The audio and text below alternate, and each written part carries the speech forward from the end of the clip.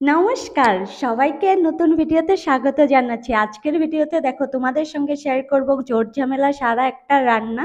তো রান্না করছি মুখি কচু দিয়ে বাটা মাছ দিয়ে। বাটা মাছগুলোতে লবণ হলুদ মাখিয়ে রাখি। ওদিকে কিন্তু আমি কচুটা সেদ্ধ বসিয়ে দিয়েছি প্রেসার কুকারে। 4টে 5টে সিটি মারে নামিয়ে নিলে কিন্তু কচুটা সেদ্ধ হয়ে যাবে। কচুটা সেদ্ধ হয়ে গেছে, ছুলিয়ে নেব অল্প অল্প করে। কিছুটা কিন্তু বাকিও আছে, তোমাদের দেখিয়ে দিলাম। ছুলিয়ে নিয়ে একটু ভেঙেও নিয়েছি। তো এবার মাছে লবণ হলুদ মাখানো তো ছিল, কড়াইয়ে সর্ষের তেল দিয়ে এক এক করে মাছগুলো প্রথমে ভেজে নিতে হবে।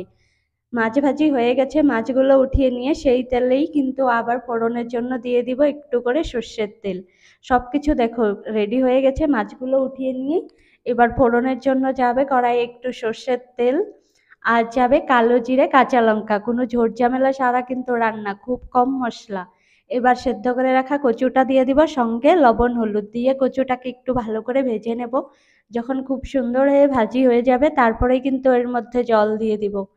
জল দিয়ে এটাকে জাল দিব 20 মিনিটের মতো। তারপর উপর থেকে মাছগুলো দিয়ে সামান্য একটু জিরের গুঁড়ো দিয়ে নামিয়ে নিলে কিন্তু হয়ে যাবে রান্নাটা। খুব জোর ঝামেলা ছাড়া রান্না, খেতে কিন্তু খুবই টেস্টি। কথা বলতে বলতে দেখো আমার কচু কিন্তু ভাজি করা হয়ে গেছে। এবার দিয়ে দিব জল। জল অনেকটা পরিমাণ দিতে হবে, কারণ জালও তো হতে হবে।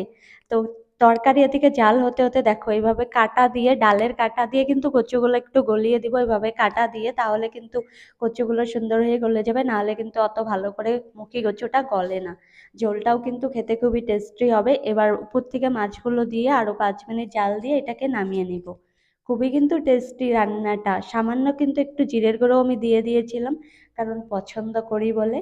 না দিলেও কিন্তু কোনো ব্যাপার না, খেতে এমনিতেই খুব টেস্টি হয় মুখি কচুর তরকারি।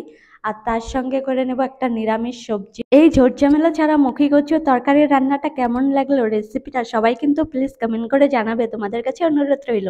চলো পরের রেসিপিটা রান্না করি। সেজন্য কড়াইয়ে সর্ষের তেল দিয়ে 5 ফোড়ন, কালো জিরে, আদা একটু থেতে করে দিয়েছি, সঙ্গে দিয়ে দেবো বুটের ডাল। ডাল ভেজে নিয়ে একটু নারিকল কুচি দিয়ে দিব, সেটাও ভেজে নিতে হবে। তারপর দিয়ে দেবো কারি পাতা, দিয়ে কেটে রাখা সবজিগুলো দিয়ে দেবো। সবজিতে দেখো দিয়েছি টমেটো, কারকোল, কোয়াশ, আলু, কচু, মিষ্টি লাউয়ের ডগা, পাতা সবই দিয়েছি। দিয়ে এটাকে এবার লবণ হলুদ দিয়ে ভালো করে একটু ভেজে নেব। তারপর জিরে, শুকনো লঙ্কার গুঁড়ো, ধনের গুঁড়ো একসঙ্গে জলে ভিজিয়ে নিয়েছি, সেটা দিয়ে দিব। দিয়ে মশলাটাকে কষানো হয়ে গেছে, এবার দিয়ে দিব সামান্য একটু গুড়। আর এর মধ্যে কিন্তু আমি তেঁতুল জলও দিয়েছি, তেঁতুলের জল বার করে। বীজগুলো দিইনি, শুধু জলটাই দিয়েছি। দিয়ে ভালো করে একটু কষানো হয়ে গেলে এবার পরিমাণ মতো জল দিয়ে এটাকে সেদ্ধ করে নেব। তাহলে কিন্তু এই রান্নাটা হয়ে যাবে। খেতে কিন্তু ভালোই হয়, একটু টক টক মিষ্টি মিষ্টি ঝাল ঝাল, সেই টেস্টি।